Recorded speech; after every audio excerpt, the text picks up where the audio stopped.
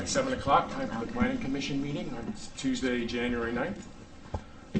First thing to do is to do roll call, and starting over there, just introduce yourselves.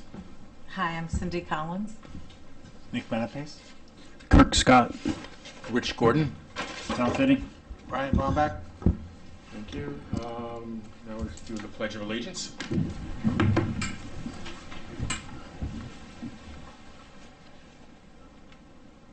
Allegiance to the flag of the United States of America and to the republic for which it stands, one nation, under God, indivisible, with liberty and justice for all.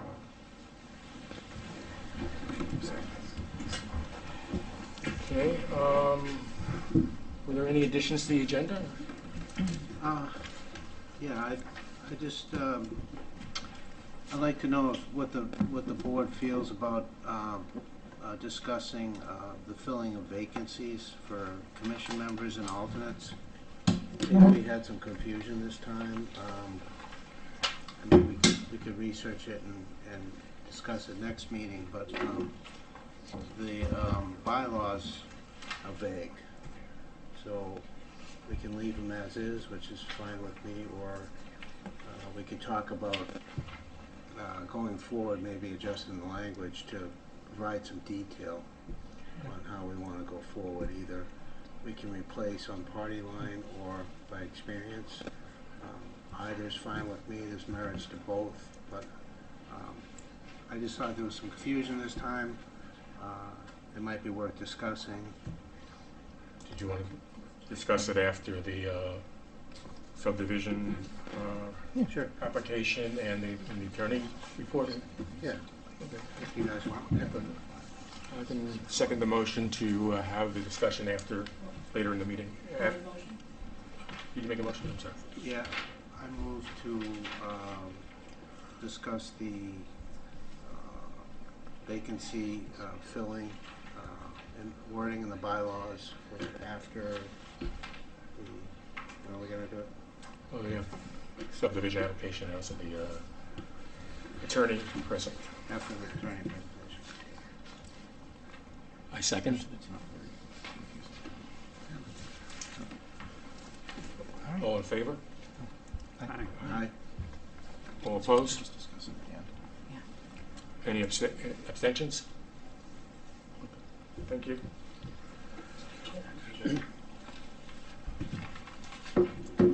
Looks like you got some meeting minutes in there. Oh, I guess I didn't realize that was supposed to be our. Other minutes, yeah. Yeah, those are our last meeting's minutes.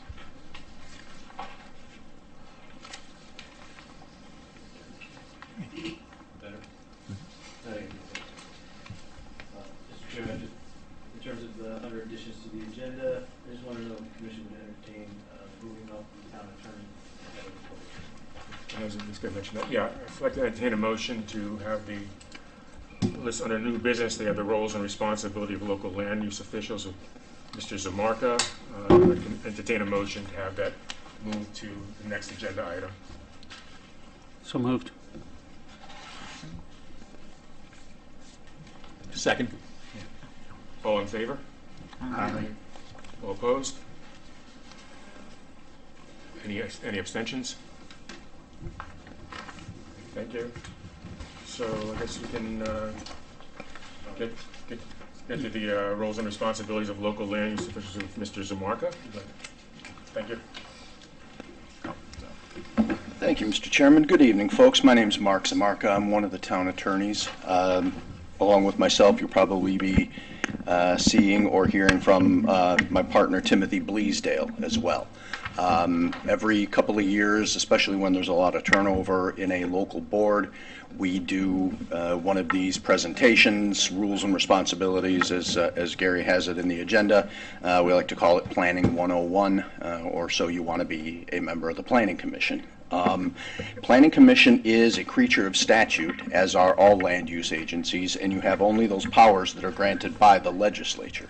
The main duties of a planning commission are created and governed by statute, and those are preparing and revising the plan of conservation and development, reviewing and approving subdivision and re-subdivision applications, reviewing certain municipal improvements, and reviewing proposed zone changes or zoning regulations, or changes in zone boundaries in communities like this where there is a separate planning and zoning commission. There are certain other minor administrative functions that generally do not come up in terms of a planning commission. The main function, as you will see, and I know Mr. Scott's been here for a while, the main function you'll have is reviewing and approving subdivision and re-subdivision applications. A subdivision is a statutory term. It is defined by Connecticut general statutes as the division of a tract or parcel of land into 3 or more parts or lots for the purpose of sale or building development, but it excludes municipal, conservation, or agricultural purposes. Now, a subdivision, you may have heard the term before, a free split. The first free split or a free cut. That relates to a parcel of land being split into 2. That is not considered a subdivision. A subdivision is only when a parcel or tract is divided or subdivided into 3 separate tracts. Re-subdivision occurs with property that has already been subdivided. That's also statutorily defined, and it's defined as a change in a map of an approved or recorded subdivision if that change affects any street layout, affects any area reserved for public use, or diminishes the size of any lot and creates an additional building lot. As I noted, as the Planning Commission, you're also entitled to review certain specified municipal improvements before they can be approved by the municipal agency or the legislative body, in this case, the Board of Selectmen. This is commonly known as an 8-24 review. Connecticut General Statutes 8-24 is what authorizes these reviews. These types of improvements are the location, acceptance, abandoning, widening of any streets or public ways or bridges, the location, improvement, or acquisition of land or other municipally owned property or public building, the location or extension of any public housing, and the location or extension of public utilities. Now, I know many of you are new to the commission, or some of you are anyway. The best way to go about this is to kind of illustrate what happens when you have an application before you. I understand you have a public hearing or 2 tonight, so that's probably the best way to do it. When an application is submitted to the Land Use Office, a statutory time clock begins for this commission to act on that application. That's pursuant to General Statute Section 8-7D. These are strict timelines that need to be followed, and I'll get to why in a minute. Everything starts from the date of submission, and the date of submission is also statutorily defined. Pardon me. It's either the next regularly scheduled meeting of the commission or 35 days after receipt. Since the commission meets monthly, you generally don't run into that 35 days. So if an application is received on the 30th and the commission meets the following Tuesday, then that is considered the date of submission. Now, from the date that is submitted, there are certain time frames that go into effect. If a public hearing is to be had, that public hearing has to be open within 65 days. Once the public hearing is open, it has to be concluded within 35 days.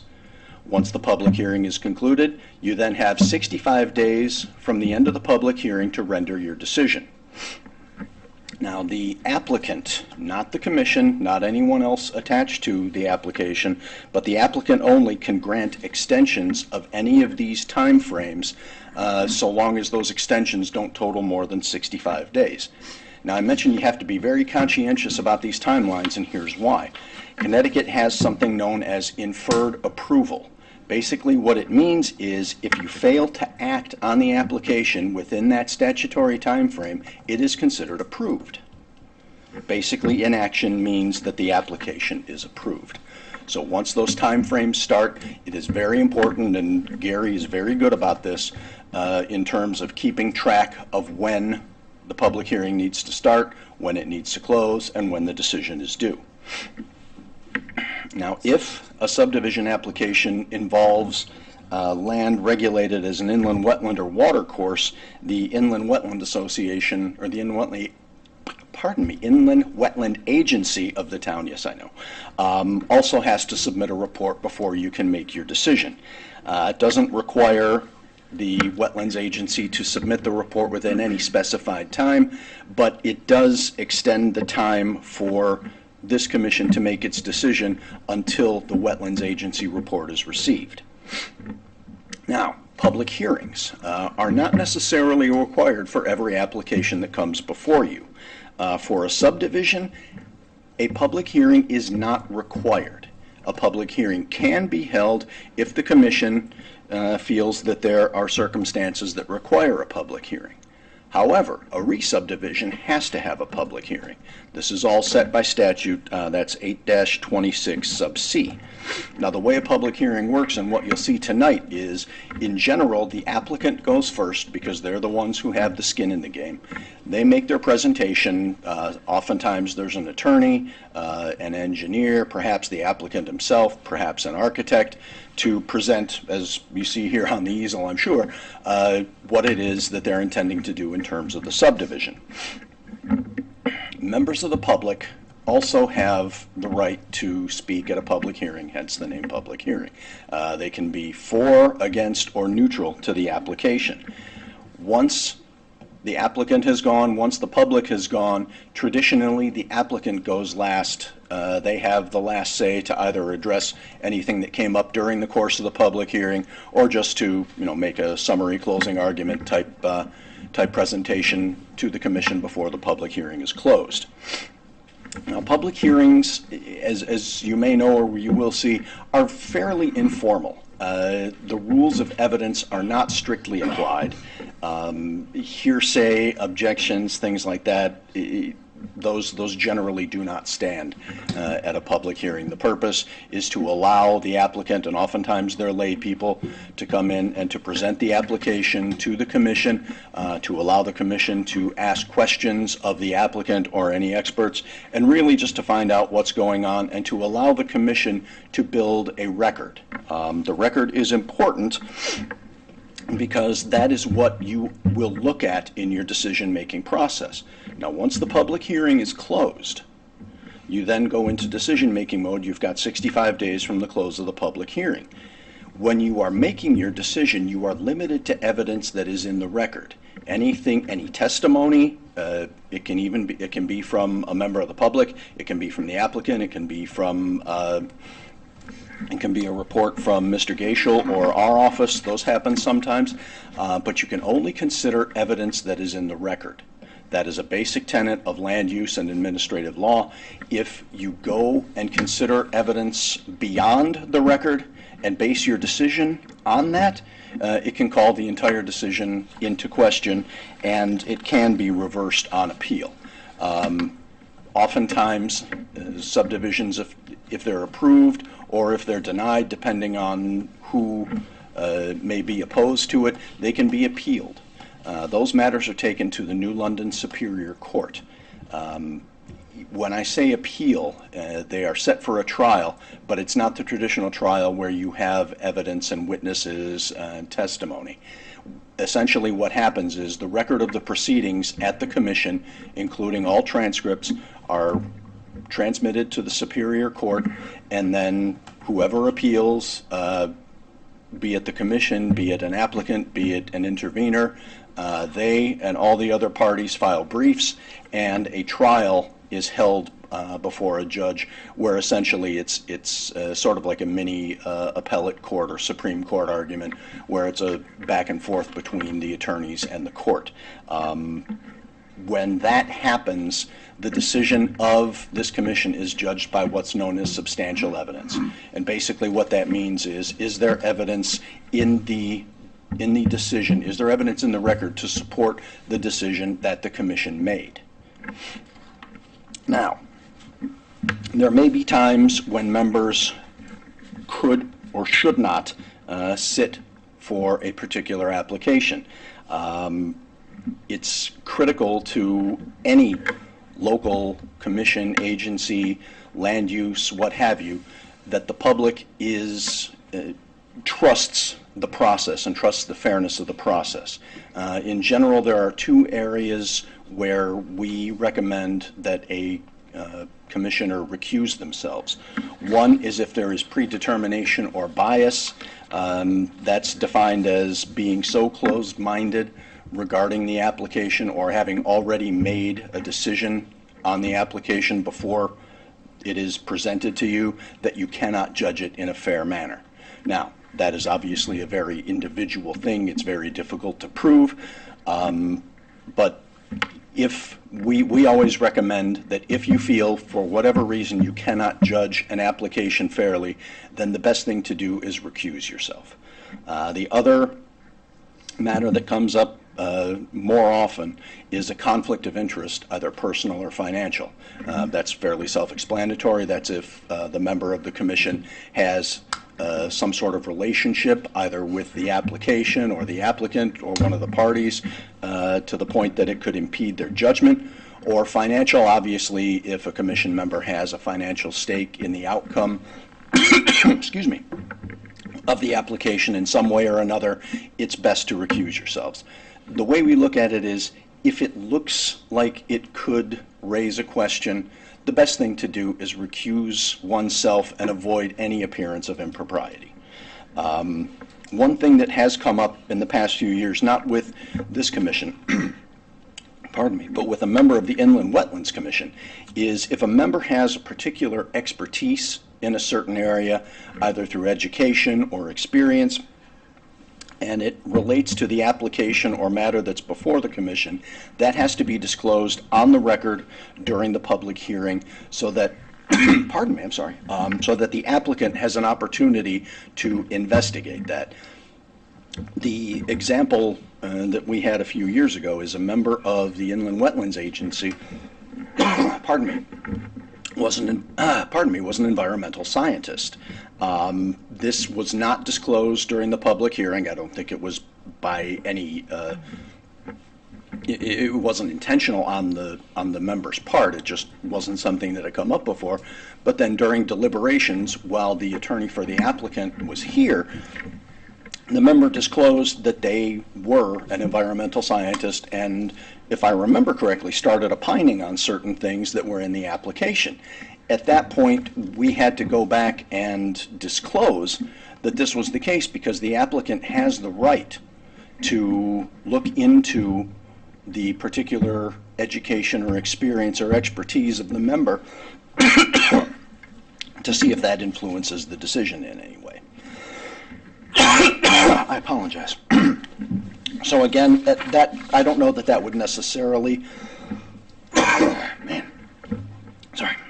I don't know that that would necessarily come up in this context.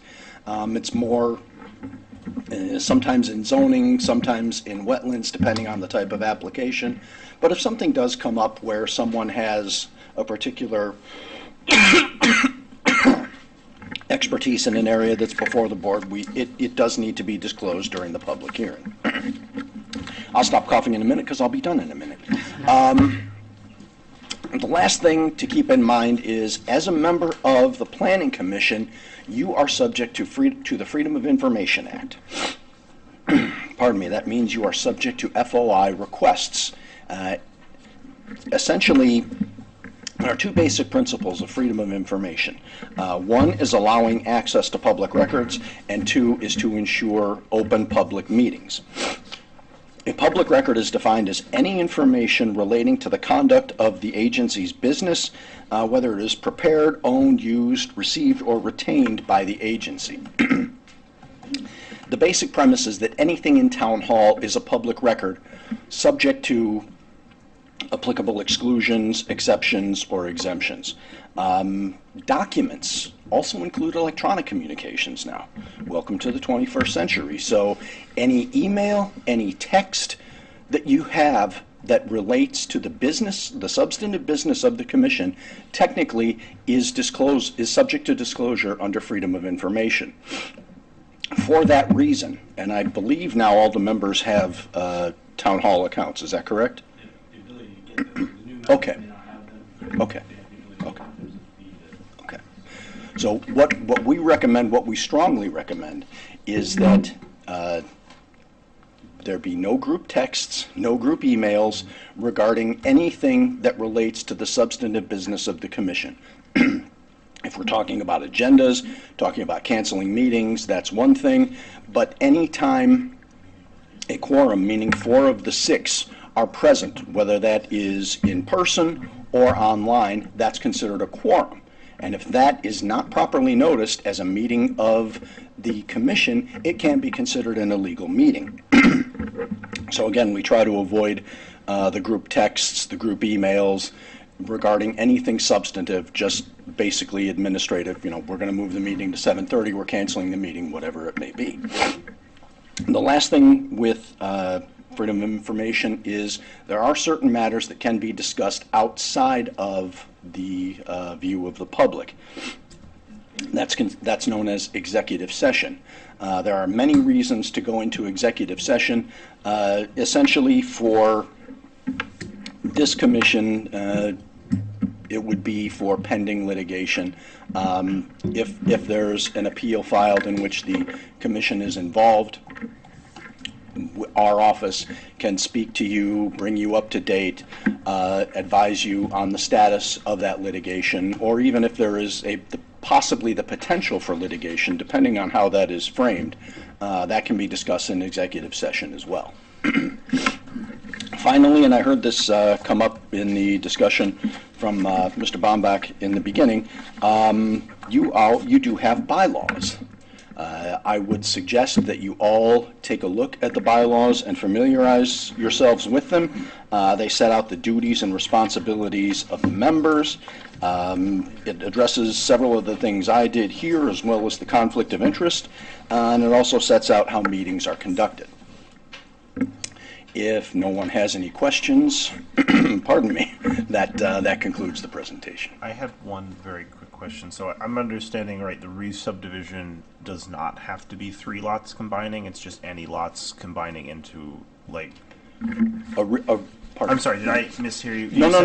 Subdivision... I'm sorry, I didn't mean to cut you off. Please finish your question. Subdivision is when it's split into 3 or more plots. Correct. And then a re-subdivision, if I'm understanding right, was when multiple lots were combined to form a new lot, or am I misunderstanding? No, that? not necessarily. A re-subdivision occurs with property that's already been subdivided. Okay, so and it's changes changed to at an all. existing subdivision. Okay.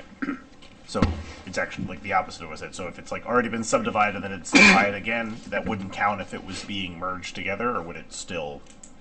I guess it would depend, but I mean, it's essentially what it's defined as a change in a map or an approved subdivision that affects a street layout, areas for public use, or the size of any lot shown. So if you are combining lots, I mean, technically that would be considered a re-subdivision. Yes. Okay. Thank you. Yep. So on that note, if 2 homeowners came to me, if you have a lot line revision provision, Yeah. which I can approve that administratively if they change that lot line, so it's not always going forward. Okay. Correct. All right. Thank you. Correct. Okay. I apologize for the extracurriculars. Thank you for your time. Thank you. Thank you. Appreciate it.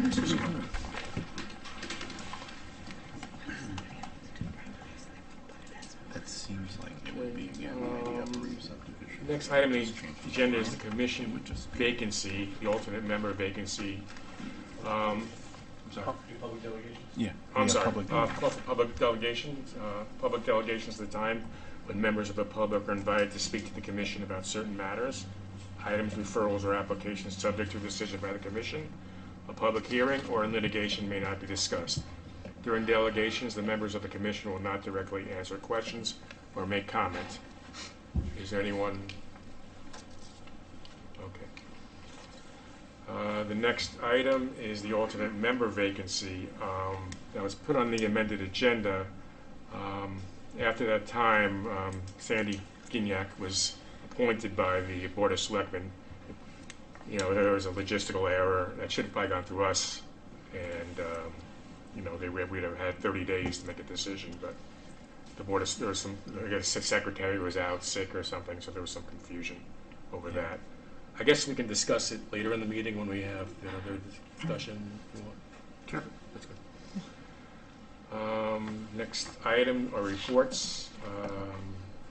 Any communications? None at this time. Thank you. We didn't have, I don't know if we have a zoning representative yet, as a liaison to the meetings. I don't think You we discussed do. it. Oh, Oh, there you there we go. Sorry, something come in. Hello, I'm Mike Foley. I'm the man from zoning for tonight. Oh, I'm sorry. Is that all right? So you technically cannot speak. No? You would be here to observe what happens here. Oh, I misunderstood. I thought a report. Yeah, oh, I'm sorry. Here, you want it? Yeah, maybe I can convey this. No, you're not going to be able to understand it. This is something that Mark, I probably should have Mark comment on. Right. So no one here on this board is technically allowed to bring forward an application before the zoning commission and vice versa. No one on the zoning commission can bring forward an application to the planning commission. So you would have to find someone else to do that for you. And then obviously, if there's a financial interest there, you would recuse yourself from that, most likely. So that's, because of that, that's why you can't technically, and I'm just cautioning you. So, Okay. I'd love to hear from you, but I'll convey this if I can. You can take It's for the planning, representative from the planning being a zoning liaison for the meeting. So it looks like the zoning commission discussed village regs in Flanders. There's some discussion there about adopting some village district-like regs. I'll have to check with Bill Mulholland as to, because these are your notes, it's hard for me to convey the message. The Trachis application was withdrawn. There has been some discussion there. They were proposing a elderly convalescent type facility with, I believe, some commercial components to it, a hotel, and a substantial amount of associated parking. That has since been withdrawn. Brybrook is pending. I believe, Pizzalia Construction, the Brybrook Apartments, they have an application before the Zoning Commission for 3 additional buildings, totaling, bringing the total number of units to 100. Those 3 buildings were initially, I can speak to this, were initially proposed to the Inland Wetland Agency, and we ended up denying an application as those 3 buildings were located within the upland review area. Subsequent to that, the applicant took an appeal, and during that time, while the application was under appeal, they since approached this Water and Sewer Commission, were able to modify and move the sewer shed line, which was resulted in them being able to move the buildings out of the upland review area and into a non-regulated area, and that is, I believe, we settled with the applicant on that. With the Inland Wetland Agency, the appeal has since been settled there and or withdrawn, and therefore they're pending before zoning. And I see a resignation here. I'm not sure who that refers to, so I won't speak on that. Debbie Jett Harris resigned as a full commission member, I believe. Thank you. Okay, thank you. Normally we have a schedule of all the zoning, all the planning representatives attend the zoning meeting as a zoning liaison. They're not supposed to comment at the meetings unless asked to, I guess. Thank you. I don't think we have an ex officio attending the meeting. Oh, I'm sorry, I apologize. Jeez, I'm not hearing this. Hi, I'm Don McKenzie. I'm the new ex officio. I've been appointed for here, for the Planning Commission, and also Wellsco, the ex officio. I came from Harbor Management Commission. Still learning today. Spent the entire day at Capitol in Hartford learning the processes for those recently elected, including but not limited to. It's kind of unique to what Mr. Zamarka, Attorney Zamarka, was going over. The first item was freedom of information, how important that is today and how accessible it is. Municipal ethics and accountability. Cybersecurity, which is huge. How many people are out? Hundreds of thousands of people fishing from other countries trying to get into our security systems and files. And from the state, how to obtain grants for your town, training, technical and training center and technical assistance. They even have a place, and they even mentioned our town, about placing stop signs. If you need help with traffic studies, speed traps, I mean, not traffic, but traffic patterns and stuff. They have teams that will come down and help you, all part of the process, along with how to obtain grants and stuff like it. I thought it was going to be a very boring day. It was quite good for the different speakers for every section. And it was quite a learning curve, but trust me, think twice before you hit the send key or the enter key. The thing I can tell you about group text and things like that. Just make a phone call. So, the other item, our big topic for us right now was, which was not planned, was the washout of the Cook's Beach. And it was approved, at $25,000 was approved to do a mediation, a fix. We make sure we tell people this is not the complete fix, but to stop any further deterioration of the lot underneath. We have a great public works director, and he came up with a process of Legos, and they're big Legos, like those table-sized Legos in place of zigzag patterns and stuff. To put them in place to hold things in check, and here we have maybe 4 or 5 inches of rain going to fall in the next few hours. To kind of stop any further deterioration until we get the whole thing fixed in time for the upcoming season. And it looks like the plan's on the way, but that an order of magnitude, that looks like it could be a $250,000 job to get that done. I'm not sure where they're going to get the funds for that. I think they have to, just not sure what bottle to take it out of. Big stuff, that's pretty much the big stuff right now. Thank you. I have one quick question for the exhibit. This is just based on what you said. I apologize if out of order at all, but do we have a grant writer here in East Lyme? I've asked the question last time too, just amongst like other board members to find out, do we have a professional grant writer? I bet you want that, right? No, Okay, that's a good thing to have in the town. And they have a complete, by the way, today they only had like 6 of them, which is crazy. OPM brought 6 complete budget books from the state, and in the back they got all the list of monies that are available that are there, and like scholarships, many of them are not taken. I'll get a copy of it, for the town. But no, it's a good question. Thank you. Report from the planning director, Gary Mitchell. I guess just to piggyback on a little bit what Don said, we have a grant that's actually in the works for a sidewalk on East Panacanson that is moving forward. We finally got our response we were waiting on from DOT, their urban pavement design group division. It was kind of interesting because they didn't approve the method that we chose, but then the memo that came across my desk indicated that, but if they had to, they would do a full reclamation like we did propose. So not exactly sure what they're looking for, other than I think we're going to have to do some further just testing of the soil. So hopefully we get that done next couple of weeks, and then have an award by the spring and get that project done. That's all I have to report. Thank you. Mr. Gage, I'm just saying, if you would by any chance, I'd love to learn more about that. As someone who lives very close by, I'd love to learn more about the grant proposed. Sure. Yeah. Sure. So, I'd appreciate that. Thank you. Thank you. I don't believe we have any subcommittee reports. The chairman report, I guess that's me. I'd just like to apologize for not dealing with the bylaws. I know we had confusion last time in terms of putting a person to replace Jason Diebel on the board, so I apologize for that. And I just hope you can all, in the future, respect each other. I know I respect everybody here for their commitment and their willingness to volunteer for the town. And I hope we can continue to move forward on that venue. Next up is the approval of minutes. Do I have a motion to approve the minutes for December 12th? Do we have to alter the minutes now that the election is different? The minutes indicate a different result than we ended up actually achieving. The minutes reflect what happened at your meeting. Okay, I'm sorry. Are these the updated ones? Yeah, right. The minutes Oh, I'm reflect- so minutes sorry. reflect, I'm looking at. I guess I was looking at the old what happened ones at the that we had meeting. for this Yeah. one. I You don't have apologize. to do it. I can't. Okay. Motion to approve the minutes? Thank you. Second. Second. All in favor?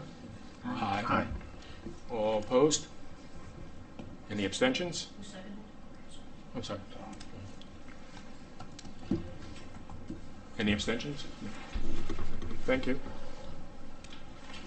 Next up is the continuation of the public hearing from December, the application of Patrick Marcoux for a 4-lot subdivision of approximately 4.27 acres of land.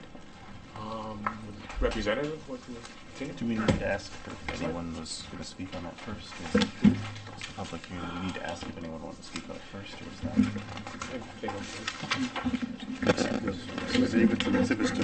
Yeah, we can comment. Mr. Chair, for the record, I have several exhibits that we received since the last meeting. Beginning with the Exhibit U, I'll start there, was a subdivision review sheet, utilities engineer review comments from Ben North, dated December 13th, 2023. Exhibit V is a Ledgelight Health District Plan Review from Joseph Blanchard, RS, dated December 18th, 2023. Exhibit W is Engineering Department Plan Review of Bill Shear, PE, LS. Exhibit X, Application Review memo from the Planning Director, dated December 21st, 2023. Exhibit Y is a Connecticut Department of Transportation Plan Review dated December 27, 2023. Exhibit Z, a Yukon Office State Archaeological Review from Sarah P. Sportman, PhD, State Archaeologist, dated January 3rd, 2024. Exhibit AA, a revised re-subdivision plans entitled Re-Subdivision Plan Property of Patrick Marcoux for property located at 220 Pennsylvania Avenue, Connecticut, Route 161, Town of East Lyme, County of New London, Connecticut, dated September 25th, 2023, and revised through January 3rd, 2023. Just noting there, that was a typo on the plan. It should be 2024. Exhibit BB was comments from Attorney Mark Zamarka, a site plan review email regarding the subdivision road regulations to Gary Gaishel, dated December 26, 2023. Exhibit CC is an email from Jim Bernardo, Jim Bernardo, LS, addressing revised plans dated January 4, 2024. Exhibit DD, a subdivision review sheet from the utilities engineer Ben North, dated January 5th, 2024. Exhibit EE, Engineering Department Plan Review of Deputy Director of Public Works, Bill Shear, PE, LS, dated January 8, 2024. Exhibit FF, Alleged Light Revised Plan Review from Joseph Blanchard, RS, dated January 8, 2024. Exhibit GG is a memo from myself regarding to the Beastline Planning Commission regarding the application, dated January 8, 2024. And Exhibit HH, Subdivision Review Sheet, comments from Eric P. Quinn, Deputy Fire Marshal, dated 1/9/2024.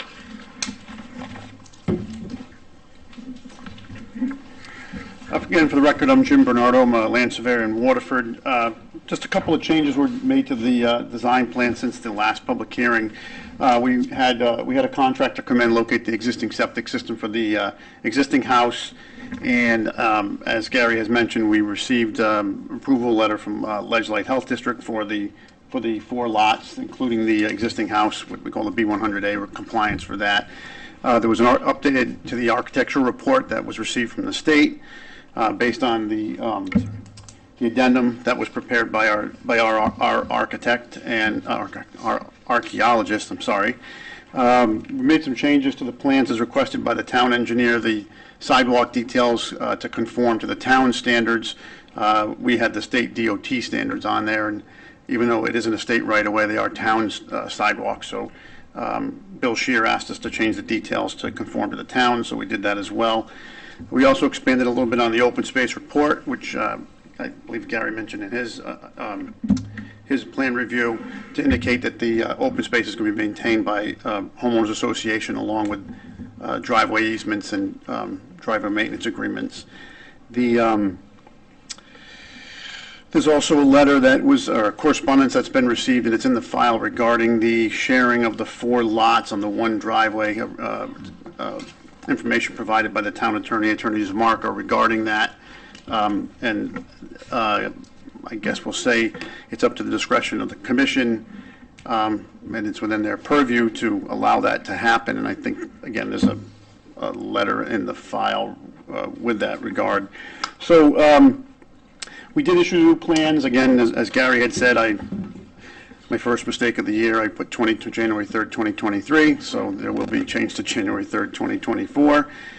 We have, since the last public hearing, we've received approval letters from the DOT, the town engineer, and Ledgelight Health District, but there's been no substantial changes to the plans other than those a couple little punch list items that we needed to address to take care of Ledge Light and the town engineer.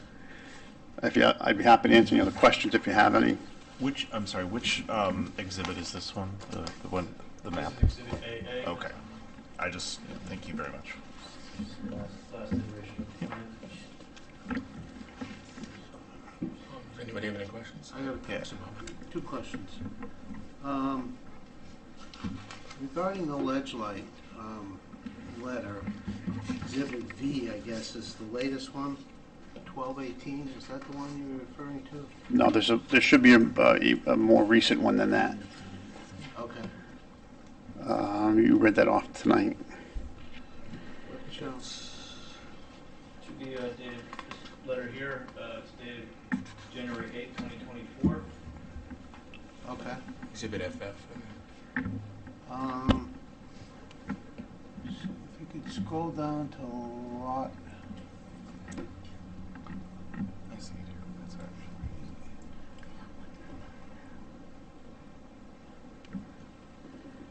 there you go, thanks. I'm just looking for,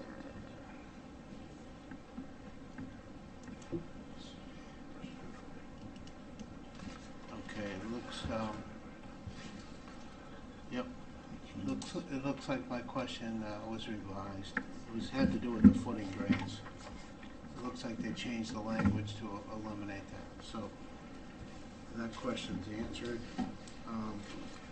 The second question has to do with the letter from Mark Zamarka. I guess what we're concluding there is that it's okay not to put a public road on the property because the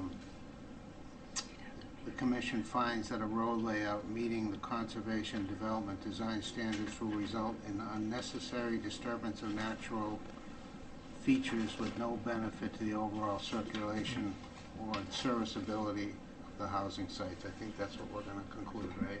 That was my conclusion Okay. in my findings. In addition to that, I believe the application also meets the other criteria for the other section. Should you choose to use 10-15, I think it would be ultimate discretion to eliminate or modify the requirement. And the other section required that the application provide an additional 5% open space, I believe it was. Okay. All right. Which they provide 52% open space. Yeah.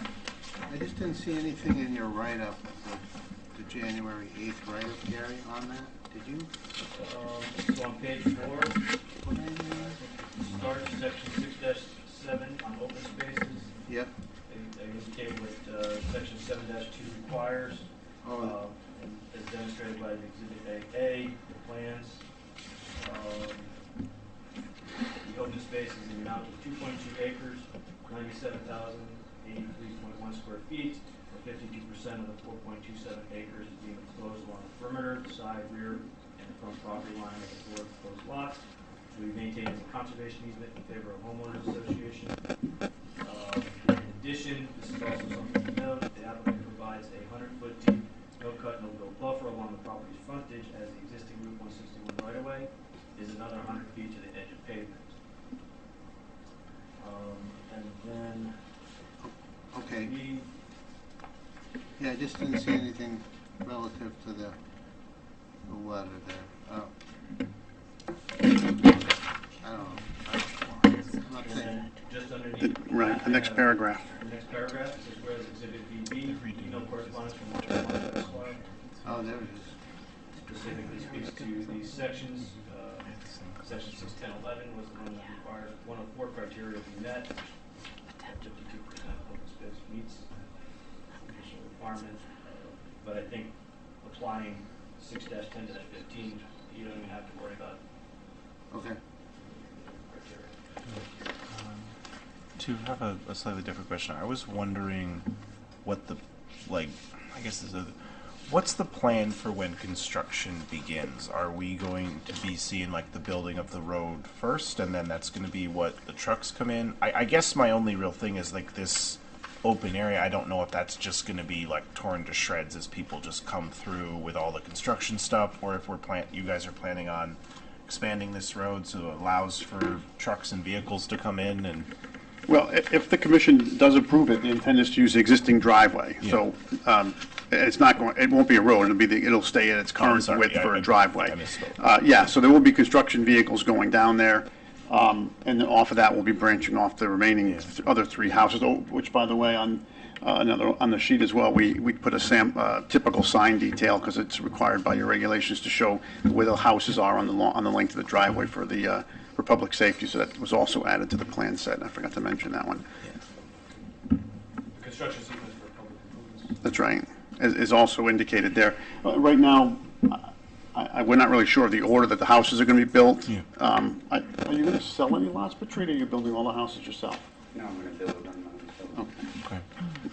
I guess it's just for me as I worry about this is, I mean, it's not, it's pretty close proximity to several like freshwater sources. I know Deep obviously stated they're not concerned about affecting any habitats of endangered animals, but are we worried about runoff into freshwater sources, or? We do have a detailed soil and erosion control plan in place for each lot, but that will also be, as the lots are being developed and the plans are submitted to the zoning staff, there'll be individual soil and erosion control measures that'll be in place, stabilization requirements for each lot. You know, what's provided is really a generalization of what's going to be required, but as the lots are developed and trees are cleared and things like that, that'll all be under the purview of the zoning official. And probably, I would imagine Gary as well, to do inspections and make sure that they're maintained. In addition, we've addressed the runoff with the infiltration swale alongside the driveway to try to mitigate any effects from the additional runoff from the pavement, which currently there is none. Right now, it just runs off, so it actually would be a benefit and an improvement to what was there now. Thank you. That was honestly my next question for that one. But Mr. Gage, and I wouldn't imply that you guys would, but what's the penalty, I suppose, if we find that they're not following the plan for to prevent erosion? So I would be able to take enforcement action. Okay. Tell them to put up their erosion presentation. I mean, yeah, but is that So as part of, if you note in my memorandum, as part of the draft resolution, I requested bonding. Mhm. So here they would post an erosion segmentation control bond to cover E&S controls. And essentially, be enough money if the developer went belly up, the town would call the bond and be enough people in there to stabilize it. Okay. That's all that really covers. Yeah. Cover taking any additional improvements. Beyond that, they're not building an additional town road, Mhm. so we don't need things like guide rails and light Okay. poles to be monitored. But through the subdivision regulations, I would take enforcement action, send them a letter that would be followed up with maybe a letter from our town attorney before we actually bring them to going to court. Okay, but I guess this isn't any implication that you guys would do this, but I just mean if we already have all the runoff and they then build it, is this, just a problem that they get to just do? Like, sorry, if let's say we have another storm like we're having right now and it causes a massive amount of erosion, and they've been notified by the town attorney they need to take measures, and the next day they, do. Is this result in any kind of penalty for the developer, or? No. I would think if they took immediate action to correct I know, but I just the about the, erosion issue, yeah. I guess for whatever left the site, they would have to clean that up. Okay. I wouldn't necessarily fine them. We don't have a schedule to fine them. Mhm. If the activity was occurring within the inland wetland upland review area, I Yeah. would take enforcement action there, require them to get permits. They do have the ability to fine up to $3,000 each violation. So there's some teeth there under inland wetlands. I guess I'm just curious because it doesn't seem like much happens if this does. I mean, this would affect the town. Obviously, if we have a huge amount of runoff, and we've seen that we've had very volatile weather. Yeah. So typically, I'll be busy tomorrow, probably running around, making sure sites are stable. Mhm. If they're not, obviously I'm contacting their contractors and saying, go fix this stuff, and then we gotta go clean it up. Yeah. As part of every soil and erosion control plan, there's supposed to be a contact person, name and phone number provided to the town, where they can call and get a hold of that person right away to mitigate any any runoff issues. I just, where the $3,000 fine doesn't seem like a huge amount for some of these projects, where especially we're building like 4 houses of this, and especially if it had a negative effect on our, town kind of long term. I mean, we got to deal. We just talked about, some of the issues that we've had with some of this runoff, and it can create issues in the drinking water. It can create issues in the community for people who swim, and I'm just curious, like, there's really nothing else that we do, and after this happens, I mean, you guys all know there's all kinds of things that are occurring at a building site. I wouldn't even say it would be intentional, but if it happens, like, we just kind of are like, oh, yep, that sucks. I think most communities require the developer to clean up Mhm. wherever it occurs. And if you can correct it and mitigate the violation and the impact, then that's what we try to do. When I say mitigate, if that means they have to excavate material out of, say, a wetland, and vegetate that wetland, even if it was an upland area, or if they have to do something else to accommodate the drainage, maybe they need to go back and take another look at the design plan, to design. I don't know. Typically, we have our town engineer review site development plans on behalf of the planning and the zoning commission, so that basically check what was submitted by applicants. Yeah, and if the developer chooses to just, like I said, finish up and just not do any of that, that's where the bond would come in? Or? That's where the bond. Okay, that's what I assume. Thank you. I believe you also have the ability to withhold certificates of occupancy if the lots are not stable, the rain gardens are not installed, things of that nature. Through a zoning provision, once this gets, let's say this goes forward, or be it any subdivision, once it's filed on the land record, then planning doesn't have so much of a hand in it as it does zoning. And zoning has more jurisdiction over the development build out of the lot Yeah. itself. Something I'm working with the zoning official on, is maybe adopting some language there that allows him to have more teeth when it comes to the build out of lots less than a half an acre. Yep. Under a half an acre, he has no ability to say we need to put up that silt fence. And Yeah. I think we can make stretches, and most people are relatively reasonable. Yeah, See yeah. when they have a road issue and correct it. Yeah, I guess like I said, we've had a lot of, storms coming in. I'm very worried about something happening, even if it's completely unintentional, and just us kind of being like, well, what do we do about this? Can't do anything now. Well, you have had the issue up with the solar farm. Yeah, solar farms is a good example. Yeah. Erosion issue. Mhm. They had a significant amount of work to do to fix that, but stabilize it. All right. And then when we updated the subdivision regulations last year, we kind of looked to see about certain enforcement regulations, whether we put more teeth in them. I just think one question, we have the driveway, you have 4 lots. Is there one driveway is going to be the main access to the 4 lots, or are there 2 Correct. separate Yeah. driveways? Yep, the existing driveway. Was that? We're talking about using the one you had, Right. the driveway. Right. It was up to us about that. How does that work with the last drawing submittal had both the primary proposal, which had the 2, and then the alternate, which has the 1? And I saw through all the literature that it seems like some of the people want the 1 driveway design. Do we? So I advise the applicant to provide the 2 driveway design, because that meets the regulations, and because you need to apply section 610-15 to waive, well, not want to say waive, that you just have the discretion to go back to the 1 driveway. So without knowing whether or not the commission would decide that, he's showing a plan that meets the regulations, even if you choose not to I don't use the word waive, but to eliminate that requirement. So But didn't we? the next sheet, sheet 4, the plan set has the 1 driveway proposal. Yeah, but then it's not just there.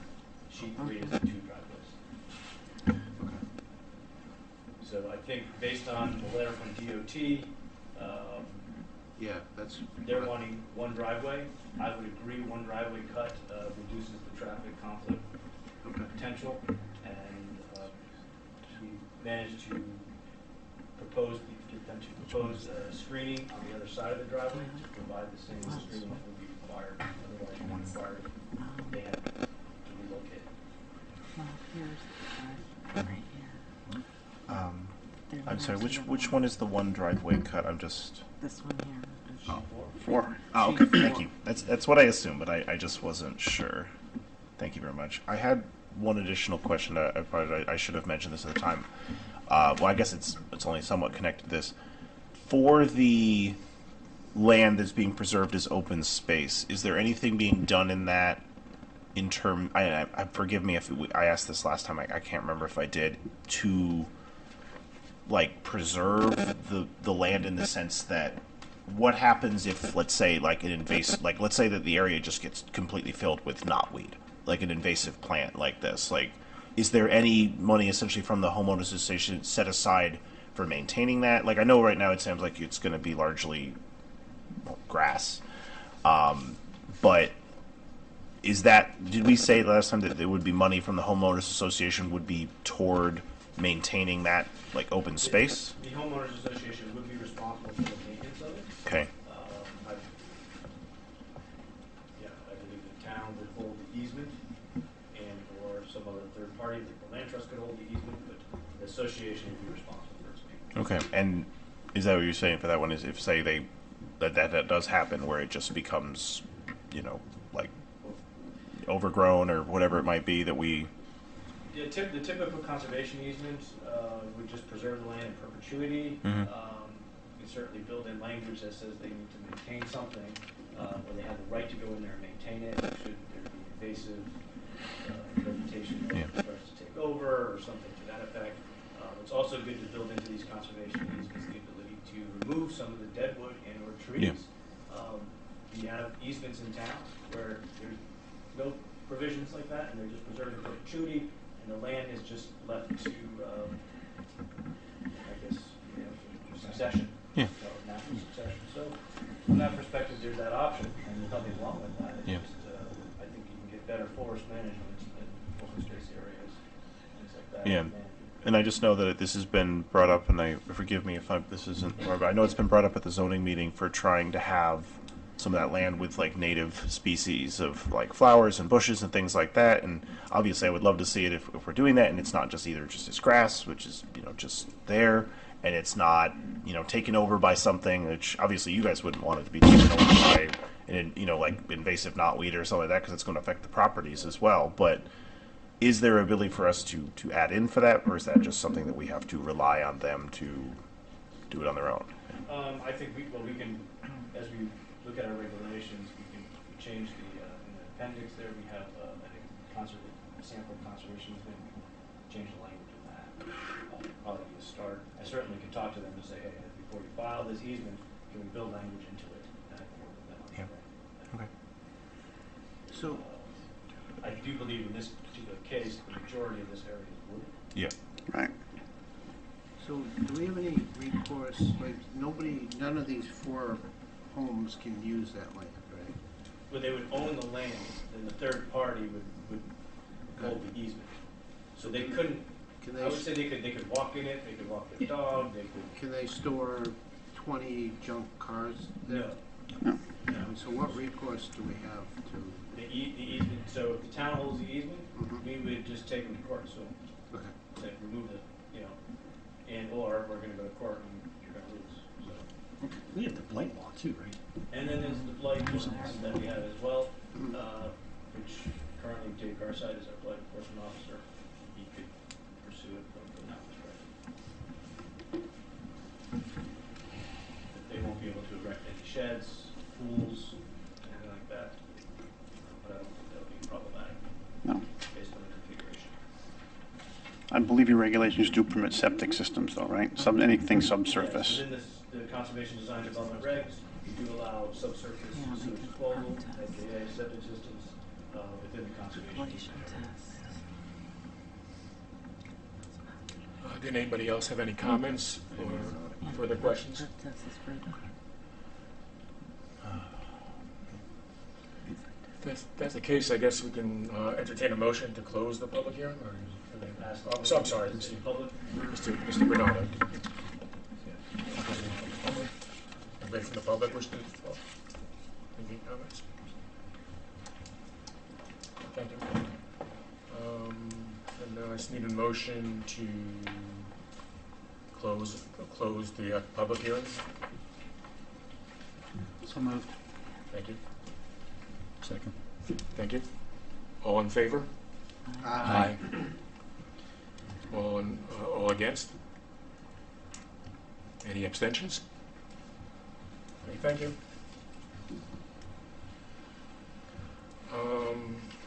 So I guess next we can open up the discussion for the application, the subdivision. We have 65 days, I guess, to make a decision on this from the public hearing. Yes, We can make a decision tonight or correct. Or Or get them tonight or at the next meeting. As you know, Exhibit GG, the memorandum that I prepared for you. In review of the application, I did provide a resolution for both the waiver request and the application. I'm more than happy to go through my findings. If you'd like. Sure.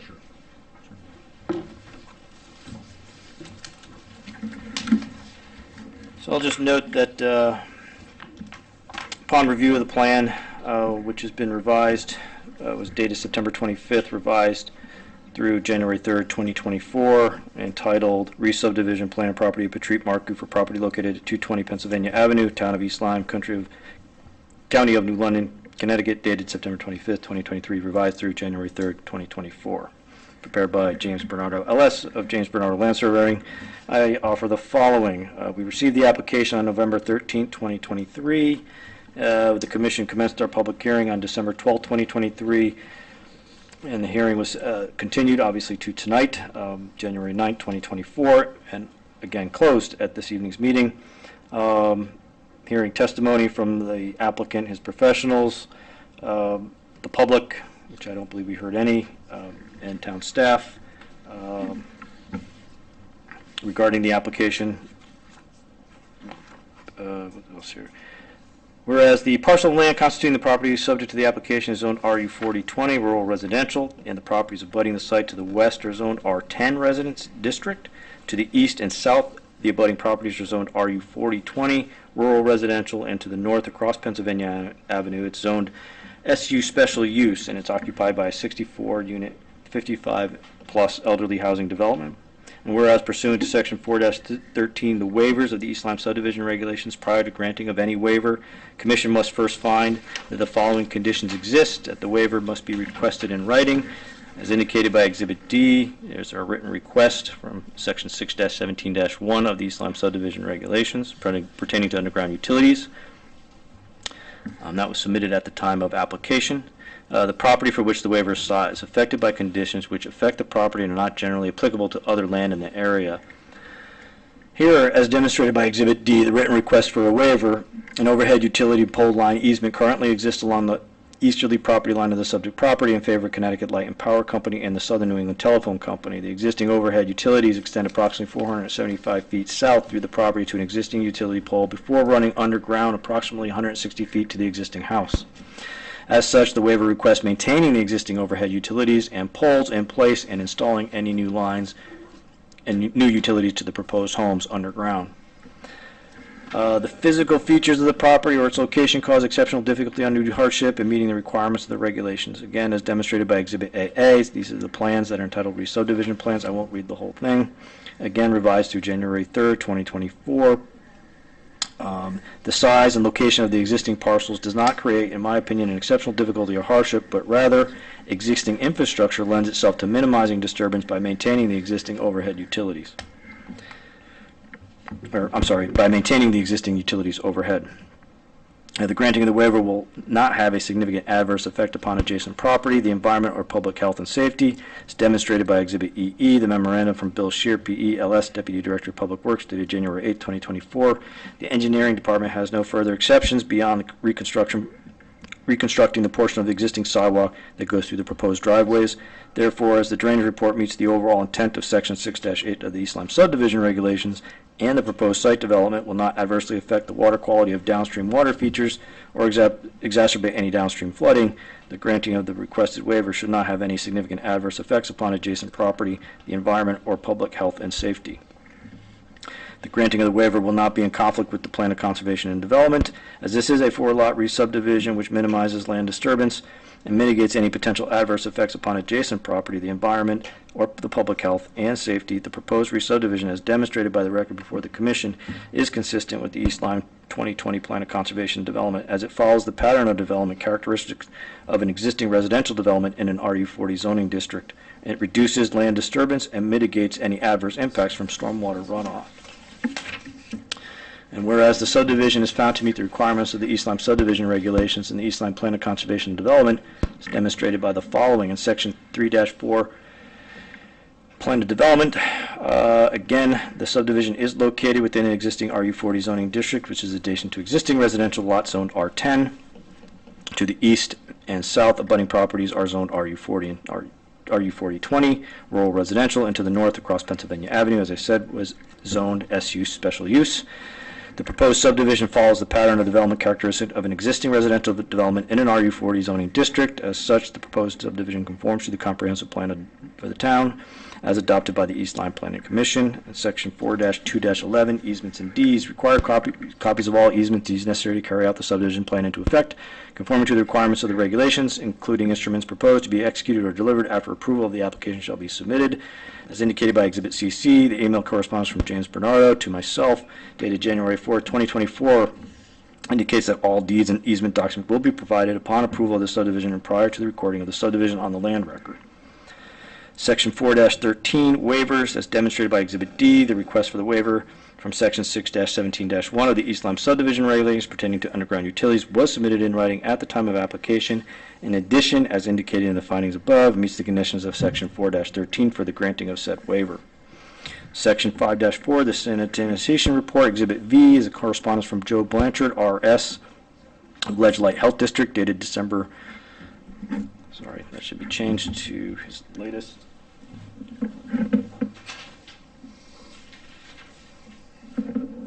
Dated January 8, 2024, indicates that lots 1, 2, 3, and 4 are suitable in their current conditions. And I believe there was, I had the if and when the test pit data number 8 was included on the plan. That's in my memo. That's since been added to the plan, so that part is not required here. Therefore, is demonstrated by Exhibit AA, the revised plan, entitled Revised Subdivision Plan. I'm not going to read the whole plan. Again, the plan that was revised through January 3rd, 2024, provided by James Bernardo, LS, of James Bernardo Land Surveying, is the plan that Joe Blanchard reviewed as documented by Exhibit V, just to be clear on that. All right, Section 5-5 of the regulations, water supply report, again, Exhibit V, the correspondence from Joseph Blanchard, R.S. of the Ledge Light Health District, dated January 8th, 2024. Each lot should be suitable to support a well and code-complying septic system. However, the lots will be served by municipal water, as evidenced by Exhibit EE, the memorandum from Bill Shear, Deputy Director of Public Works, dated January 8, 2024. I believe that should be, should be Exhibit.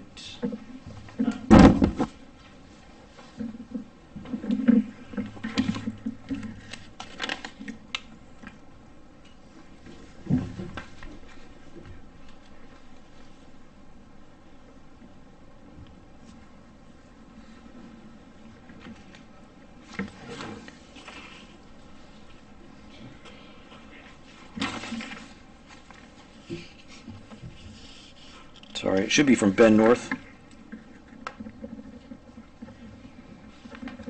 Utilities engineer, not Bill Shear. I just want to make sure I get the right exhibit item. His last review.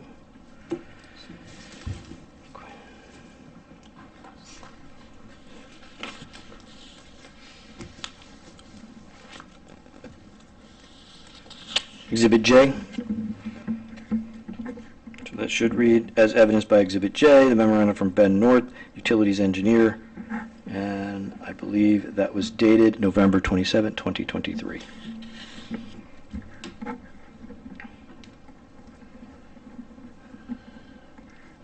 Section 5-2-E and Section 6-8 of the regulations, you have, one is stormwater management, and Section 5-2E also speaks to that, I believe, and as indicated by Exhibit EE, the memo from Bill Shear, Deputy Director of Public Works, dated January 8, 2024, The engineering department had no further exceptions beyond the reconstruction of the portion of, had no further exceptions beyond reconstructing the portion of existing sidewalk that goes through the proposed driveways, and therefore the drainage report meets Section 6-8 of the East Lyme subdivision regulations. And as such, the proposed site development will not adversely affect water quality of downstream water features or exacerbate any downstream flooding. Exhibit 5-2-2G, Erosion and Sedimentation Control Plan, as demonstrated by Exhibit AA. Again, the plan's entitled Re-Subdivision Plan, property of Patrick Marcoux for property located at 220 Pennsylvania Avenue, Town of East Lyme, County of New London, dated September 25th, 2023, revised through January 3rd, 2024. Again, prepared by James Bernardo, LS of Bernardo Land Surveying, were prepared in accordance with the 2002 Connecticut E&S guidelines. Review of the proposed erosion sedimentation control bill revealed that the appropriate notes, details, and provisions regarding erosion control measures adequate to control accelerated erosion and sedimentation and reduce the danger from stormwater runoff on the proposed site have been incorporated into the proposed plan. Therefore, the Planning Commission may hereby certify that the soil erosion and sedimentation control plan complies with the requirements and objectives of the subdivision regulations. Section 5-6, the pesticide report, as evidenced by Exhibit B, pesticide report prepared by Phyllis Schiller, Laboratory Director of Phoenix Environmental Laboratories, dated November 3rd, 2023, indicates there's no evidence of pesticide use that exists. Section 5-8, the archaeological survey, as evidenced by Exhibit B, a Phase 1A/B archaeological reconnaissance survey prepared by Sarah Holmes, PhD, dated October 2023. The survey APE did not merit additional testing due to the nature of the site integrity, the paucity of artifacts identified, and the lack of evidence for underground features. As such, the proposed development will not have an adverse effect on archaeological resources on the particular tract based on artifact densities and past land use. As such, the project did not meet the criteria for National Register eligibility. Therefore, as demonstrated by Exhibit Z, the letter from Sarah P. Sportman, PhD, state archaeologist, regarding the addendum, Lot 4, to the Phase 1AB Archaeological Reconnaissance Survey prepared by Sarah Holmes, PhD, dated December 2023, indicates that the OSA concurs with Dr. Holmes and no additional archaeological work is merited, and the project may proceed as planned. Section 6-2, Lot Design Specifications, Exhibit S, correspondence from William Mulholland, zoning official, dated December 13, 2023, indicates that the plans entitled, again, Re-Subdivision Plan, dated September 25th, 2023, revised through January, right?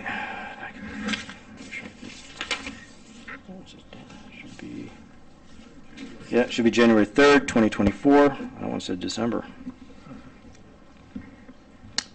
Again, prepared by James Bernardo, LS of James Bernardo Land Surveying, comply with the zoning as proposed, and the Planning Commission approved.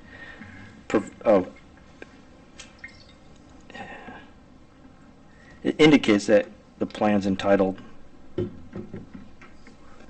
prepared by James Bernardo.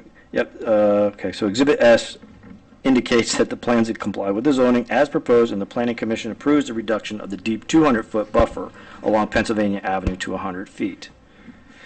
Section 6-7, open spaces pursuant to Section 7-2-1 of the East Lyme subdivision regulations.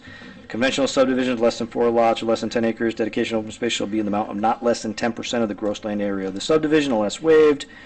For conservation design development subdivision, the designation of open space shall be in accordance with the standards set forth in Section 23.6 of the zoning regulations. And Section 23.6B shows, which I list below, shows that if you're on public community sewer or water in the RU district, you need to provide 55%, and if you're on septic, 30%. Did I just say public water? This is sewer, sorry. So in this particular case, the homes will be on septic, and thus the requirement is 30%. The applicant is providing 52%, I believe. Again, as demonstrated by Exhibit AA, and the plan's entitled the Re-Subdivision Plan, again dated through January 3rd of 2024. I indicate that the open space is being provided in the amount of 2.2 acres, or 97,083.1 square feet, or 52% of the 4.27 acres is being proposed, again along the perimeter, the side and rear and the front of the property lines of the proposed 4 lots, which will be maintained as a conservation easement in favor of a homeowners association. In addition, the applicant has provided a 100-foot deep, no cut, no build buffer along the property's frontage, as the existing Route 161 right-of-way is another 100 feet to the edge of pavement. I would note that that is also wooded. Section 6-9 requirements regarding flooding, again, as indicated by Exhibit FF, memo from Bill Shear, Deputy Director of Public Works, dated January 8th, 2024. The engineering department had no further exceptions beyond the reconstruction the portion of the existing sidewalk. Therefore, the plans meet Section 6-8 of the East Lyme regulations, subdivision regulations, and the site will not adversely affect the water quality of downstream water features or exacerbate any downstream flooding. Whereas Exhibit BB, email correspondence from Mark Zamarka, Esquire, Town Attorney, to Gary Gaishel, Director of Planning, dated December 26, 2023, indicates the Planning Commission has the discretion to decide that a section of road need not be constructed if it meets one of 4 criteria listed in Section 6-10-11, and further states that Section 6-10-15 gives the Commission even broader discretion to reduce any other requirements found in Section 6-10 of the East Lyme subdivision regulations. Whereas evidenced by Exhibit AA, again, the re-subdivision plan, property for Patrick Marcoux, property located at 220 Pennsylvania Avenue, Town of East Lyme, County of New London, Connecticut, dated September 25th, 2023, revised through January 3rd, 2024. 52% of the parcel is being preserved as open space. As such, the proposed plan meets the additional 5% open space required by Section 6-1011B. Further, the proposed development also meets all 4 criteria of Section 6-10-11. Whereas Section 6-10-15 of the subdivision regulations gives the Commission broader discretion to reduce any of the requirements found in Section 6-10 if doing so will protect the wetlands, groundwater, or aquifer protection, wetlands, and other environmental, natural, cultural, agricultural, or historic protection purposes. Whereas the use of the existing driveway and sidewalk infrastructure creates significantly less environmental impact to the site and obviates the need for a 40-foot wide vegetated buffer along the westerly property line to screen the proposed development from the adjacent properties. Whereas demonstrated by Exhibit AA, the plans again entitled Re-Subdivision Plan, Property Patrick Marcoux for property located at 220 Pennsylvania Avenue, Town of East Lyme, County of New London, Connecticut, dated September 25th, 2023, revised through January 3rd, 2024, prepared by James Bernardo LS of James Bernardo Land Surveying. There are no inland wetlands on or within 300 feet of the subject site. As such, there are no proposed regulated activities occurring in the 300-foot upland review area, inland wetlands, or water courses. Therefore, an inland wetlands permit is not required. Whereas pursuant to Section 4-4-5 of the subdivision regulations, the Commission shall give approval to the application if it finds that the application plans and documents conform to the requirements of these regulations. Such approval shall be conditioned upon the presentation of suitable easements, deeds as applicable as specified in Section 4-2-10 of the regulations, and shall be conditioned upon completion of all required subdivision improvements. In granting approval, the Commission may attach conditions that it deems necessary to modify the subdivision map, plans, or documents, and to preserve the purpose and intent of these regulations. So based on the findings above, I offered the following language, which is based on the findings in the memo from Gary Gaishel, Director of Planning, dated January 8, 2024, and the record before the Commission finds this application to be in conformance with the subdivision regulations of the Town of East Lyme and the 2020 Plan of Conservation Development, and hereby grants the application's request for a waiver from Section 6-17-1 of the East Lyme subdivision regulations, and that would be followed by the resolution, possibly now therefore, based on the findings in the memo from Gary Gaishel, Director of Planning, to the East Lyme Planning Commission, again dated January 8, 2024, and the record before the Commission finds the application to be in conformance with the subdivision regulations of the Town of East Lyme and the 2020 Plan of Conservation and Development, and hereby moves to approve the application known as the application of Patrick Marcoux for a 4-lot re-subdivision. Without reading all of that again, which would be further subject to administrative requirements, required modifications to the site plan and or other materials that would need to be submitted in support of the application. So here I just indicate the plans be revised to reflect the correct year, the latest revision date, January 3rd, 2024 versus 2023, and a copy to be submitted to the Planning Department, an erosion and sedimentation control bond for each lot in an amount satisfactory to the town engineer and the planning director, and in a form acceptable to the Town of East Lyme Planning Commission, shall be posted with the town prior to the start of any site work, including but not limited to clearing, grubbing, filling, and grading. Performance bond for the proposed plantings along the existing driveway in an amount satisfactory to the Director of Planning and in a form acceptable to the Town of East Lyme. Planning Commission shall be posted with the town prior to the start of any site work, including but not limited to clearing, grubbing, filling, and grading. The performance bond may be released after 2 full growing seasons, that's April to May, and then September to October, provided the plantings achieve an 80% survival rate. That copies of all deeds and easements, including instruments proposed to be executed or delivered after the approval of the application, shall be submitted as specified in Section 4-2-10 of the regulations and provided to the planning director for review and approval prior to the filing of the subdivision on the land record. Number 5, the applicable items shall be accomplished prior to the filing of the subdivision on the land records or other documentation of planning approval, and no further site work shall commence until all applicable conditions are satisfied. And that the approval would be specific to the subdivision plan submitted and as the application known as the application of Patrick Markey for a 4-lot re-subdivision of approximately 4.27 acres of land zoned RU 4020, and the request for a waiver from Section 6-17-1 of the East Lyme subdivision regulations on property located at 220 Pennsylvania Avenue, East Lyme, Assessor's Map number 16, lot number 7.3, Niantic, Connecticut, and the re-subdivision plans entitled Re-Subdivision Plan, Property of Patrick Markey for property located at 220 Pennsylvania Avenue, Town of East Lyme, County of New London, Connecticut, dated September 25th, 2023, revised through January 3rd, 2024, prepared by James Bernardo, LS of James Bernardo Land Surveying, and then any changes in the plan shall require prior approval from the Commission and or the Director of Planning. Any change in the development plan other than those identified herein shall constitute a new application. Sorry that was so laborious, Thank you. but I wanted to make sure we went over all those findings. What do you do, Mr. Geisha, when you have like a sore throat or something? Okay. So anyway, we can take motions on 2 different issues, the waiver request and the resolution for the subdivision application. Can we take a motion on the waiver request first, I guess? Are we able to have some discussion on it? Or? Yeah, we got this. Okay. And forgive me on this one. I don't totally understand why the waiver request is necessary in this case. And forgive me, that's likely just me being very new to this. So the proposed plan, they got an existing utility pole that goes to the existing house. Okay. That's overhead. Yeah. And so what they want to do is RV regulations require them to bury that all the way. Mm-hmm. Okay, no, we did talk about this in the last minute. Okay, so that's what the waiver is for, is Yeah, for so the... they want to just leave the existing infrastructure and then Mhm. from the box on the ground is go underground from there. Yeah, is that where the shed is on there? Box. The one located on where lot 3 is, I think? Yeah, I think that the utility might. Here's the pole. Pole's actually going to be on lot 2. I think there's Okay. another one right down by the property line. And then there's another one Yeah, right there. right over where the tree line starts, there Yeah. you go. Yeah. Oh. See the square? Oh, is that what that is? Yes. Yeah. Okay, I see it, yeah. Sorry, I don't have my glasses today. There are 2 poles. Didn't want to get them all wet. Okay.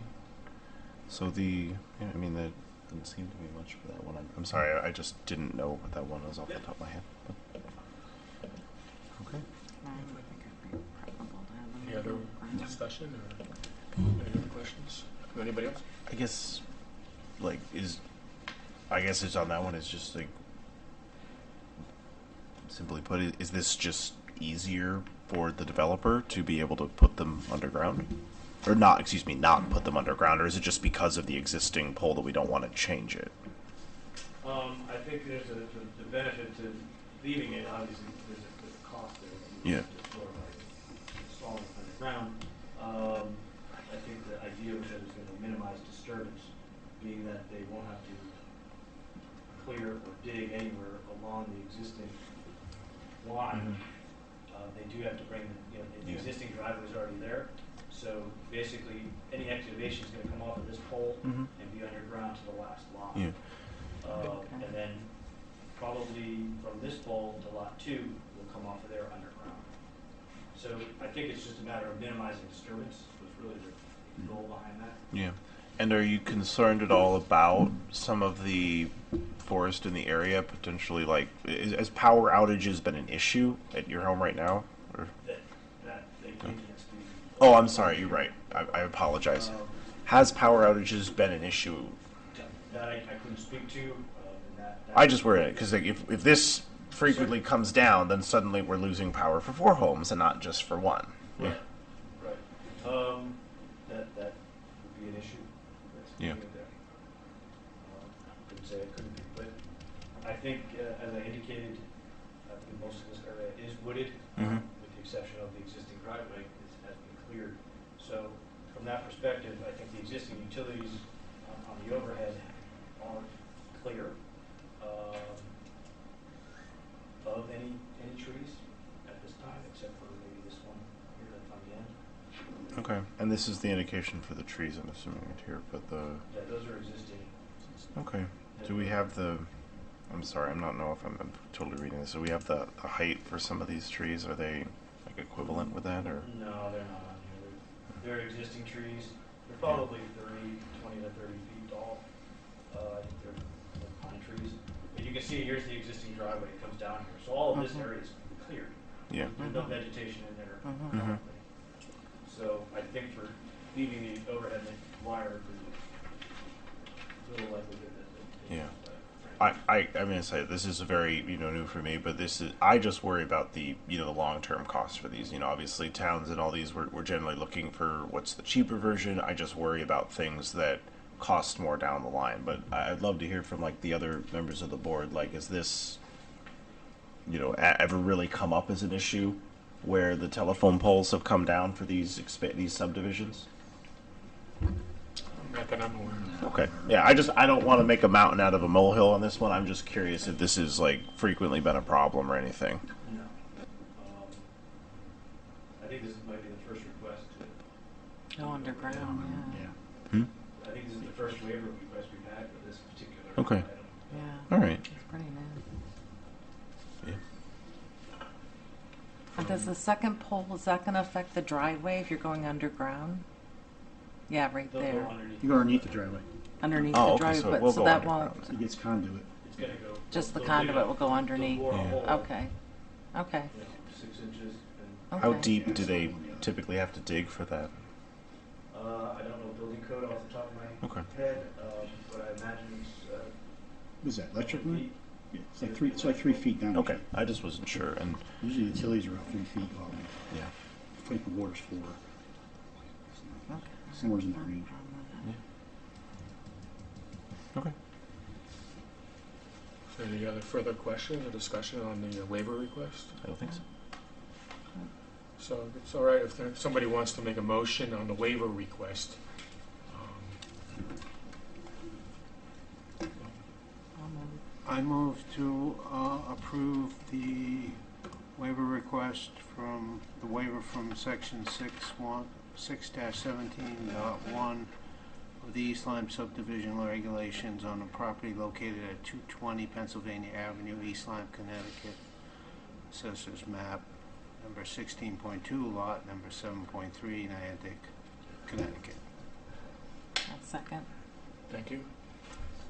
All in favor? Aye. Aye. Aye. All against? Any abstentions? Thank you. The waiver request is approved. And now we can address your actual resolution for the subdivision application. Were there any further comments or questions? Yeah. I know we've been able to, but I had another question on this one for the archaeological part. I'm sorry, I had it saved here, but I think I checked something else for this one. I just, I don't know if I need to disclose this one, but I do serve on the Historical Society in town as well. That doesn't make me privy to that one, but I know that we have found archaeological evidence, especially of like Niantic people who have been in the area. At least this is what I've been told for that one on many occasions for that. Do we have any? I know that the thing in here, and that if there was any evidence of anything, it would be kind of new information, but I've been told we found it right down the street in Pennsylvania in years past, and I don't know if there's been any. I can't imagine there's a reason why there would be any kind of archaeological dig at this area that would have been indicated in here, but is there any provision for what happens if archaeological evidence is found? Yes. So, depending, as you can see, based on her, you can apply for National Register of Eligibility. Yeah. You get designated as a site. Typically what would happen is they would go in and do a full excavation. and take all the artifacts, Yeah. put them in a museum, Yeah. and then say, okay, now you can go build a Okay. house. And I suppose that applies. Like we suddenly find all of it. that, Yeah. Well, I don't know exactly to what extent, but I believe a lot of that always will end up falling in the application. Okay. They would discover So that was my follow-up question. in order to mitigate that land and make it buildable, you gotta pay to get it out, so. All right. So if the applicant doesn't want to, they can just choose to ignore it. I mean, Well, no, I mean, then you're gonna get a letter from the archaeologist say, hey, they need to do more, they would give us guidance here, because there's another Okay. level of reconnaissance beyond what they did, if warranted more. And then if you get to the point where you excavate it, they're gonna say you need to excavate. okay. This would be- But I just We wondering. wouldn't be able to approve the application Yeah. unless we had that favorable report. And that would okay. So that's what would happen is a report would have to be filed. So if like I'm just saying, if someone finds like a bag of arrowheads or something like that, this is Yeah, that's why we require them to comment Mhm. with professionals to okay. tell us, yeah. And that would, but it does necessitate like a stop for the archaeological survey. Okay. Yeah, they do it, hopefully they get it done before they make application. That I know, I understand. I apologize for dragging the one on, but that's for my knowledge on this one. Yeah. Thank you. Appreciate it. Any other comments or questions?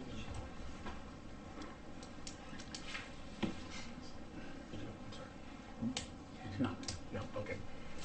I mean, looks like the application, the bond in place kind of covers a lot of the issues that can be resolved before construction occurs, during the construction period. And the attorney kind of confirmed that we had the ability to, not require the sidewalks based on, the conservation and the, environmental issues. Rich, how long is that bond good till? Only the, sorry. Gary? So, I believe the bond, there was two, one was an erosion sedimentation control bond, so we would hold that until the site's stable. Okay, And then the other bond was for the plantings, which I did specify, which I'm bring on there. So depending on when the plantings go in, if they went in the fall growing season, they're gonna have to go through the whole year. So your best bet, I mean, that's at least a year at least a year. You're gonna hold over bond, that, okay. Basically. But if they could get them in April, they could be theoretically be back in October requesting their bond back. Okay. Any other comments or questions? So if anybody wants to do a motion on the resolution of the subdivision application.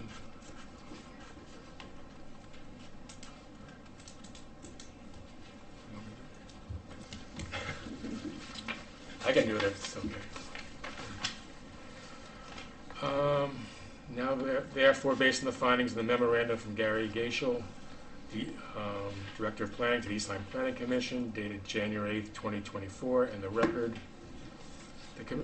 before the commission finds the application to be in conformance with the subdivision regulations of the town of East Lyme, the 2020 Plan of Conservation and Development, and hereby move to approve the application known as the application of Petrick Marcoux for a 4-lot subdivision of approximately 4.27 acres of land, zone RU 40-20, and request for a waiver from section 617-1 of the East Lyme subdivision regulations on property located at 220 Pennsylvania Avenue, East Lyme, Assessor's Map 16, number 16, lot number 7.3, Niantic, Connecticut, and the plans entitled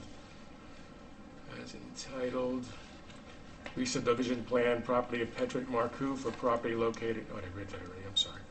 That is part of the. Oh, I'm sorry, I'm trying to read on my phone. Located at 2020 Pennsylvania Avenue. Thanks. 2020 Pennsylvania Avenue, town of East Lyme, County of New London, Connecticut, dated September 25th, 2023, revised through January 3rd, 2024. Prepared by James Bernardo, LS of James Bernardo Land Surveying, which is further subject to the following administrative requirements and required modifications to the site plan and or other materials submitted in support of this application. 1, the proposed plan shall be revised to reflect the correct year of the latest revision date of January 3rd, 2024, not 2023, and a copy shall be submitted to the planning department. Number 2, an erosion and sedimentation control bond for each lot in amount satisfactory to the town engineer and planning director, and in a form acceptable to the town of East Lyme Planning Commission shall be posted with the town prior to the start of any site work, including but not limited to clearing, grubbing, filling, and grading.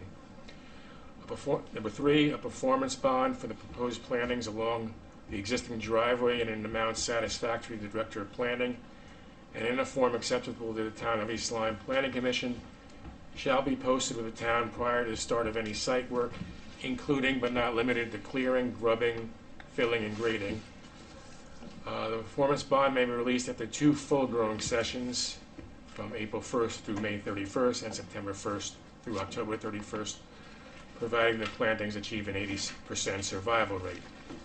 Number 4, copies of all deeds and easements, including instruments proposed to be executed or delivered after approval of the application, shall be submitted as specified in Section 4-2-10 of the regulations and provided to the planning director for review and approval prior to the filing of the subdivision on the land record. Number 5, the applicable items above shall be accomplished prior to filling of the subdivision on the land records, further documentation and planning approval, and no further site work shall commence until all applicable conditions are satisfied. This approval is specific to the subdivision plan submitted as the application known as the application of Patrick Marcoux for a 4-lot subdivision of approximately 4.27 acres of land zone RU-40, RU-40-20, and a request for a waiver from Section 617-1 of the East Lyme subdivision regulations on property located at 220 Pennsylvania Avenue, East Lyme, Assessor's Map number 16, lot number 7.3, Niantic, Connecticut, and the re-subdivision plans entitled Subdivision Plan, Property of Patrick Marcoux for property located at 220 Pennsylvania Avenue, Town of East Lyme, County of New London, Connecticut, dated September 25th, 2023, revised through January 3rd, 2024, prepared by James Bernardo, LS of James Bernardo Land Surveying. Any changes in the subdivision plan shall require prior approval from the Commission and or the Director of Planning. Any change in development plan, layout, other than those identified herein shall constitute a new application. I think that's it. Thank you. Second. Thank you. All in favor? Aye. Aye. All opposed?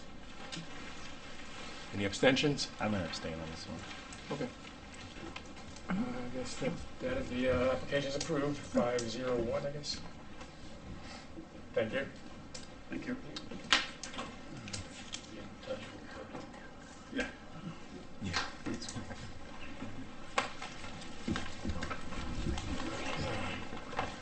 So we need some water.